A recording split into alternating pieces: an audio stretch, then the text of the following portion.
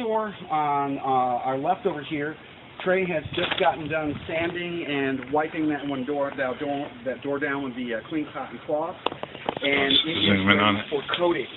Zoom in on it, and you can see. And you can see it's nice and smooth and it's dust-free. It's a clean, dust-free surface ready to go.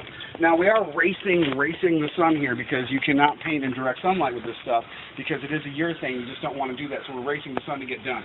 So on our right-hand side here, we have put a coat of the Cetol 1. Now, we're going to put a thin coat of the Cetol 1 on this door, and we're going to do it the exact same way that the door is built, the same way we sanded it and everything else. So we are going to go the same direction that the wood is. And generally the way I like to do stuff is I like to outline it. Now when I dip, I don't dip and get rid of all the material off my brush. I dip in and then I do a little happy puppy tail wag, still leave a lot of material on my brush, and that way I can have more material to go to the surface with. And your brush is like a sponge. As you squeeze it, it will release material. So you can see that I'm going to outline this area here, and I'm going to do all the outside frames here. Okay? And I'm going to do them in just the way that they were built. I'm going to follow the grain of all the wood thusly to make sure I have a good coating on everything, and I will go back periodically and check and make sure I have no drips, because we are going to have some drips that come down. And then I'm just going to do the same thing. I'm going to fill each area in. So I'm going to fill these grooves here, which also leaves some material behind. I make sure that I get in all the grooves like this. Okay.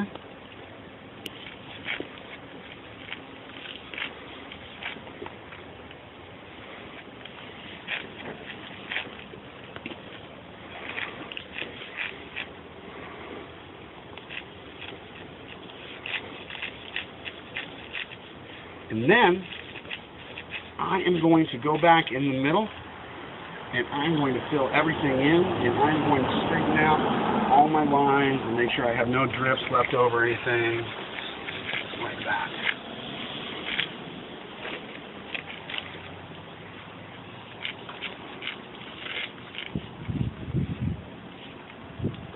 And you're not going to get everything perfect at once.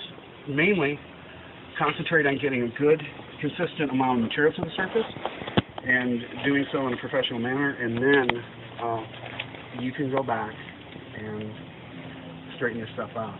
So you can see that we've gotten the top quadrant of the door finished here. You can see how I brushed out, and then you can see that I brushed out the entire thing, and then what I'm doing now is just going back and I'm just looking at my lines, and I'm just making sure that I don't have any buildup or drip. As soon as I checked over that real carefully and quickly, then I'm going to move on to my next area and do all that. So we're going to sign off for now. You can see that's the finished door. You can see this is our first coat here. I'm going to go ahead and finish brushing out this the rest of this first coat, and then we'll come back. We'll join you later after these coats are dry. We're going to lightly sand them, clean them again, and apply our first coat of Cetol 2-3. See you then. Thanks so much. Okay, so we are back on our second morning here, and the first coat of Cetol 1 is dry now, and you can see it has again, just a really dull sheen. And so we are going to very lightly sand this and clean it and get it ready for its first coat of Cetol 2-3, the UV inhibitive, moisture permeable urethane. And so what we're going to do is we're actually going to use the same sponge sanders that we used originally. I think that because of how delicate and soft the coating is, I wouldn't like to use a fresh sponge sander. I think it's going to be too hard. So I'm going to use a used sponge sander, which I think is softer. Now when we sand this, we're just going to do it very softly. We just have to sand, and again we're going to sand with the grain, but just about like that, because we're not actually trying to do too much sanding. We're trying to knock off anything that might have landed and stuck to the surface of it while it was drying, and we're just trying to get it soft. And you always sand between coats of polyurethane or varnish of any kind. And so again, we're just going to very lightly sand with the grain on all of these surfaces. After we have sanded it, We are then going to lightly clean it again with a clean cotton cloth, and then we are going to apply with brush, a natural bristle brush, our first coat of Cetol 2-3. So we will go ahead and do that, and we will catch you guys back when we are ready to put our coat of Cetol 2-3, and we'll come back and the store will be sanded and cleaned. See you then. Thanks so much. We are back.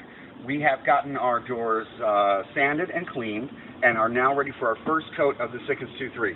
So now I waited for you guys to open the can. We're going to go ahead and open the can now. A quarter makes a fine can opener.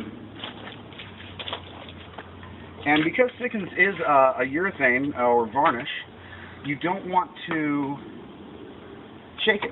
Shaking puts in bubbles.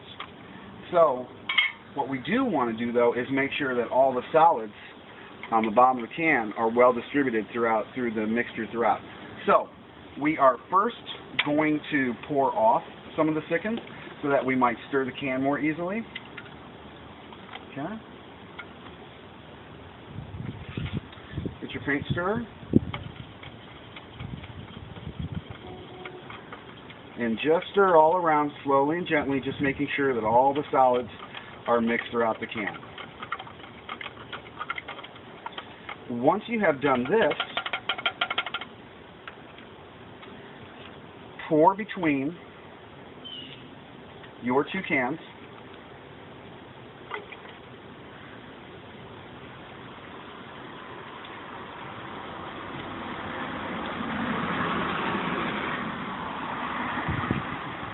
So you make sure you have one uniform mix.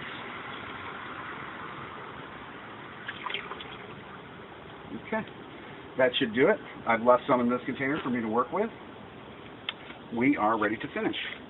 We're going to use a natural bristle brush again. The ones we cleaned yesterday, they're ready to go again. And this is a slightly more viscous, stickier varnish product. So we're going to start over here in this corner here, Trey. In the upper left-hand corner, I generally like to paint from left to right. So then we're going to do the same thing we did yesterday, and we are going to outline our area.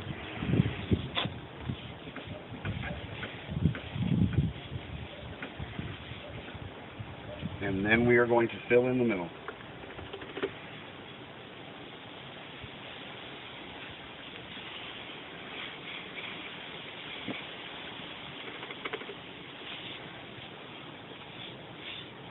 Again, when you see when I'm dipping my brush, I'm not scraping it on the sides of the container and getting rid of most of my material. I'm merely shaking the brush around a little bit, enough to get the excess material off my brush, but actually leave a goodly amount in the brush. When you scrape on the sides, you get rid of a lot more of your material and you don't bring as near as much to the surface for you to work with. Then, when you brush, you can spread that material out and then use it on the whole surface to work with. So, we are going to, and with the two, because it is more like a urethane, it is more viscous and is not as likely to soak into your surface, especially with a new door. Our door was pre-finished, and so really wasn't going to soak into the surface that much, but if you're doing a new door, that first coat of Cetol 1 is really going to soak in, and so isn't as problematic for brush marks and for dripping and stuff like this. This being a urethane, and everything happening up on top, you really have to watch more your brush marks and more drips and such. And so we're going to use the same pattern we did the other day. We're going to fill in all these grooves here, and this tongue and groove sear.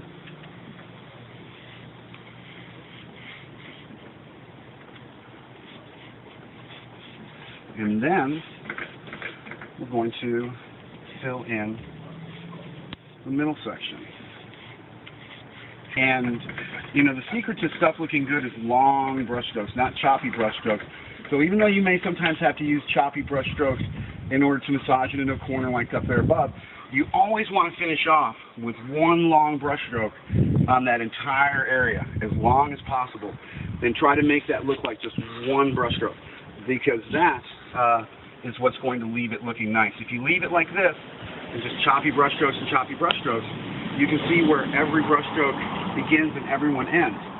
So what you want to do is really work on getting your material spread out into as pretty and as uniform a sheen as possible, and then you're always going back and you're always checking your stuff for any defects, because once the urethane, this urethane included, dries, you don't get to go back and mess with it. There's a certain point where it's a no return, where you're not going to get to touch it with a brush again, because all you're going to do now is make it worse, make more brush strokes on the surface, and you're much better off just letting it dry and going back and sanding that out and redoing either that area, or you may have to do the entire thing.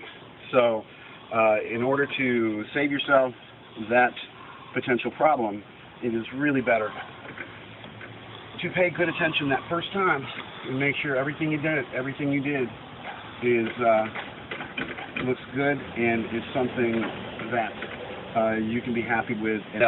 You cannot paint in direct sunlight with urethanes, or actually you shouldn't paint in direct sunlight with any kind of paint. It makes it dry too fast. It gets the substrates, the bottom surfaces here, the wood too hot, and so everything dries too fast, too many brush marks, everything cures too fast. Nothing has a chance to actually cure out. Products dry before they cure, and so they never have a chance to reach their chemical hardness, their to slow dry into the kind of film that they should be. They flash dry, and it causes a less bonded to surface. They're not as well bonded to their substrate, the wood there, because it's just too hot when you put them on, and so you have a weaker film that is not as bonded to the surface that you're just putting on here, such as this wood. So and it's also brush marky, and it just looks like heck. And so we just can't. We have to do stuff when it is out of the sun. It's just about done with this quadrant here, and I'm going to just fill it all in, check on all of it, and it's a good policy to look at all your stuff from an angle where the light bounces off of it in order to get the best view of if you have any dry areas or anything like that, and just really look at it for any drips, like I've got a little one here on the side.